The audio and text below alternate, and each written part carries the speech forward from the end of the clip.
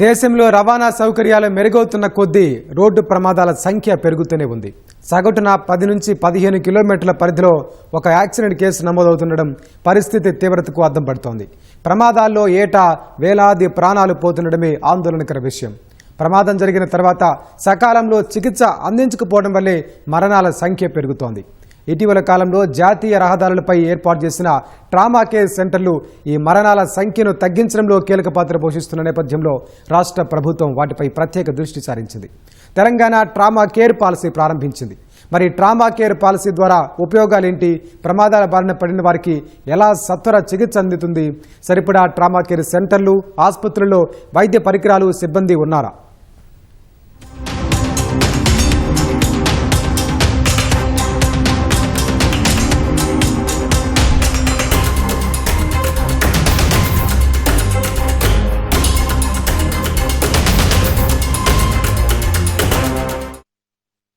పదకొండు వందలకు పైగా రోడ్డు ప్రమాదాలు, 400కు పైగా మరణాలు, లెక్కకు మిక్కిలి క్షతగాత్రులు.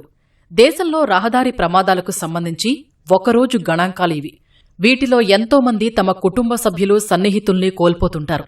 ఎక్కడో ఆవగింజంత అదృష్టం ఉండి బతికి బయటపడిన వారు, వైకల్యానికి గురికాకుండా ఎక్కువ రోజులు ఆస్పత్రుల్లో ఉండని వారిని వేళ్ల మీద లెక్కపెట్టచ్చు. కానీ మరణమైనా, వైకల్యమైనా అసలు సమస్య సకాలంలో చికిత్స అందకపోవడమే. ప్రమాదానికి గురైన వారిని సకాలంలో ఆస్పత్రులకు తీసుకెళ్లడం లేదు. ఫలితంగా కొన ఊపిరితో ఉన్న వారికి గోల్డెన్ అవర్ లోపల వైద్యం అందటం కష్టంగా ఉంది. అందులోనూ మెరుగైన చికిత్స అందించటానికి ఆస్పత్రుల్లో సరైన వైద్య పరికరాలు లేవు. అందుకు మన కళ్ల ముందు జరిగిన ఉదాహరణలు చాలా ఉన్నాయి. ఈ సమస్యకు పరిష్కారమే ట్రామా కేర్ సెంటర్లు.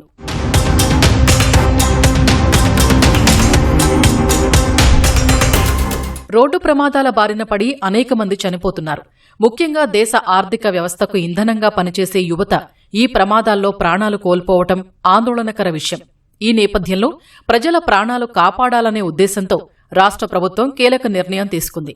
అందులో భాగంగానే తెలంగాణ ట్రామా కేర్ పాలసీని వైద్య ఆరోగ్య శాఖ మంత్రి దామోదర రాజనరసింహ ప్రారంభించారు. ట్రామా కేర్ పాలసీ ద్వారా క్షతగాత్రులకు సకాలంలో సరైన చికిత్స అందే అవకాశం ఉంది. దాంతోపాటు రోడ్డు ప్రమాదాల మరణాల సంఖ్యను తగ్గించేందుకు ఆస్కారం ఉంది. అందుకు తగ్గట్టుగానే ట్రామా కేర్ పాలసీ రూపకల్పన చేశారు. ఇప్పటికే రాష్ట్రంలోని జాతీయ, రాష్ట్ర రహదారుల వెంట ఉన్న పలు ఆస్పత్రులకు మ్యాపింగ్ చేసి అన్ని సౌకర్యాలతో ట్రామా కేర్ సెంటర్ల ఏర్పాటుకు చర్యలు తీసుకున్నారు. పాలసీస్ లో ప్రధానంగా ట్రామా కేర్, ఈ ట్రామా కేర్ అవసరం అంటే ఖచ్చితంగా తెలంగాణ రాష్ట్రానికి అవసరం.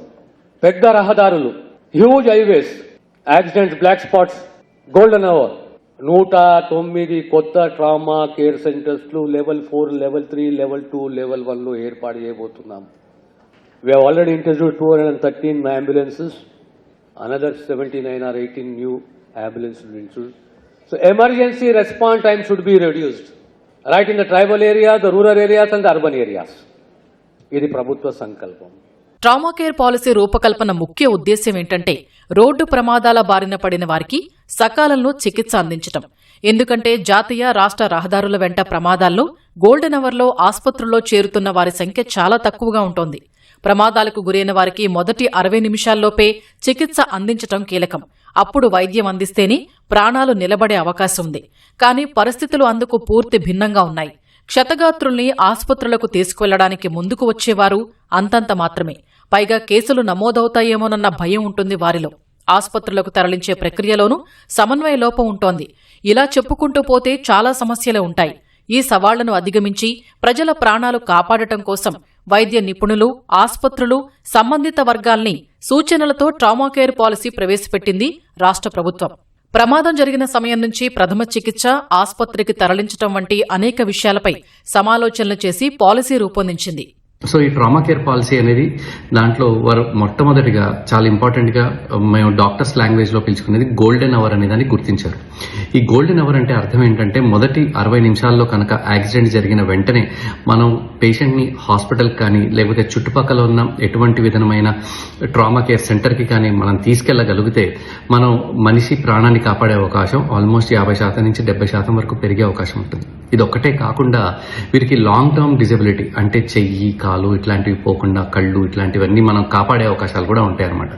ఎందుకంటే మొదటి గంటలో కనుక మనం వీరిని హాస్పిటల్కి చేర్చగలిగితే ఈ ట్రామా ట్రామా కేర్ సెంటర్స్ అనే వారికి వెంటనే మనం వైద్యం అందించడం, సరైన సమయంలో ఎటువంటి ప్రాబ్లం అంటే చెయ్యి ఇరగడం లేకపోతే కాలు తెగిపోవడం ఇలాంటివి జరిగినప్పుడు మనం వాస్కులర్ సర్జరీ లేదా ప్లాస్టిక్ సర్జరీ లాంటి సర్జరీలు మనం వితిన్ 2 to 3 అవర్స్ కనుక చేయగలిగితే వారికి దీర్ఘకాలికంగా ఎటువంటి మేజర్ ప్రాబ్లమ్స్ రాకుండా లాంగ్ టర్మ్ లో కాళ్ళు చేయిపోకుండా కళ్ళు పోకుండా మనం కాపాడుకునే అవకాశం ఉంటుంది. అదొకటే కాకుండా అప్పుడప్పుడు మనకి ఈ పక్కటెముకలు, రిబ్స్ ఇలాంటివి విరిగినప్పుడు వీరికి ఊపిరితిత్తుల లోపల గాలి అనేది ఇది ఉండిపోయి దానివల్ల కూడా వీరు ఊపిరి పీల్చుకోలేని అవకాశం. సో మొదటి 5-10 నిమిషాల్లోనే వీరు చనిపోయే అవకాశాలు కూడా ఎక్కువగా ఉంటాయి. అందుకే మనం ఈ ట్రామా కేర్ పాలసీ వల్ల ఎన్నో ప్రాణాలని కాపాడే అవకాశం ఉంటుంది. ప్రభుత్వం తీసుకొచ్చిన ట్రామా కేర్ పాలసీలో 4 లెవెల్స్ ఉన్నాయి. రహదారులపై ప్రమాదాలు జరిగినప్పుడు 4వ లెవెల్లో హాస్పిటల్కి వెళ్లకముందే క్షతగాత్రులకు ప్రాథమిక చికిత్స అందించడం, అంబులెన్స్ రావటం వంటివి ఉన్నాయి. ఇందుకోసం ప్రతి ట్రామా సెంటర్కు ఒక అంబులెన్స్ ఉండేలా చర్యలు తీసుకుంటున్నారు. 3వ లెవెల్లో ప్రమాదానికి గురైన వ్యక్తుల పరిస్థితిని బట్టి దగ్గరలో ట్రామా కేర్ సెంటర్లకు అనుసంధానంగా ఉన్న సెకండరీ కేర్ హాస్పిటల్కి తరలిస్తారు. అక్కడ కూడా పరిస్థితి చక్కబడకపోతే జిల్లా కేంద్రాల్లోని గవర్నమెంట్ జనరల్ ఆసుపత్రులకు తీసుకువెళ్లాల్సి ఉంటుంది. ఇది 2వ లెవెల్. మొదటి లెవెల్ విషయానికి వస్తే హైదరాబాద్లోని కాంప్రహెన్సివ్ సూపర్ స్పెషాలిటీ కేర్లకి క్షతగాత్రుల్ని తరలించాలి. ఈ ప్రక్రియ వీలైనంత త్వరగా జరగాలి. ఎక్కడ జాప్యం జరిగినా క్షతగాత్రుల ప్రాణాలకే ప్రమాదమని వైద్య నిపుణులు చెబుతున్నారు. ఆయా లెవెల్స్లో చికిత్స అందించే వైద్యులు సమన్వయ లోపం లేకుండా చూసుకోవాలని సూచిస్తున్నారు. ట్రామా కేర్లలో లెవెల్ 1, లెవెల్ 2, లెవెల్ 3 హాస్పిటల్స్ అని చెప్పి మరి గవర్నమెంట్ డివైడ్ చేసింది. అందులో భాగంగానే మనకు లెవెల్ 2 హాస్పిటల్స్ విజయవాడ హైవే మీద ఒక 3, అలాగే అద్దంకి హైవేలో మరి మిర్యాలగూడకి ఇవ్వడం జరిగింది లెవెల్ 2 హాస్పిటల్. అదే దేవరకొండ మన సాగర్ ఏదైతే హైవే ఉందో మరి మాల్కు ఒకటి ఇవ్వడం జరిగింది. దాంతోపాటుగా దేవరకొండకు ఒకటి ఇవ్వడం జరిగింది. అలాగే ఏరియా హాస్పిటల్ సాగర్కు ఒకటి ఇవ్వడం జరిగింది. రాష్ట్రంలో చాలా చోట్ల ట్రామా కేర్ సెంటర్లు అందుబాటులో లేవు. దీంతో గోల్డెన్ అవర్లో చికిత్స అందించడం కష్టంగా మారుతోంది. ఈ నేపథ్యంలో ప్రతి 30 నుంచి 40 కిలోమీటర్లకు ఒక ట్రామా కేర్ సెంటర్ ఏర్పాటు చేయాలని ప్రభుత్వం భావిస్తోంది. ప్రపంచ బ్యాంకు నిధులతో 3 శ్రేణుల్లో ట్రామా కేర్ కేంద్రాలు బలోపేతం చేసేందుకు ప్రణాళికలు సిద్ధం చేస్తోంది ప్రభుత్వం. ఇటీవల జరిగిన శాసనసభ సమావేశాల్లో ఆరోగ్య శాఖ మంత్రి ఈ విషయాన్ని వెల్లడించారు.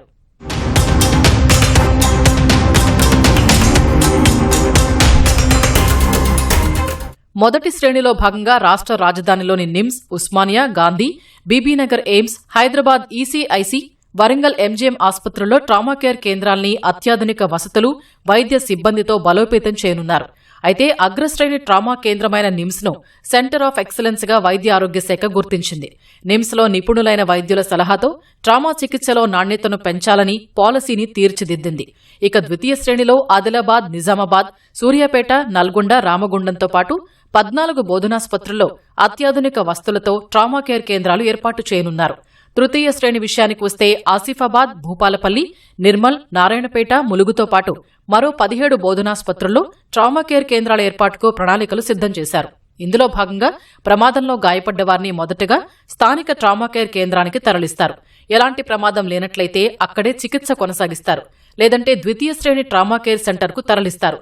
ప్రమాద బాధితుడి పరిస్థితి ఆధారంగా అక్కడ చికిత్స చేస్తారు. లేదంటే హైదరాబాద్లోని మొదటి శ్రేణి ఆసుపత్రికి తరలిస్తారు.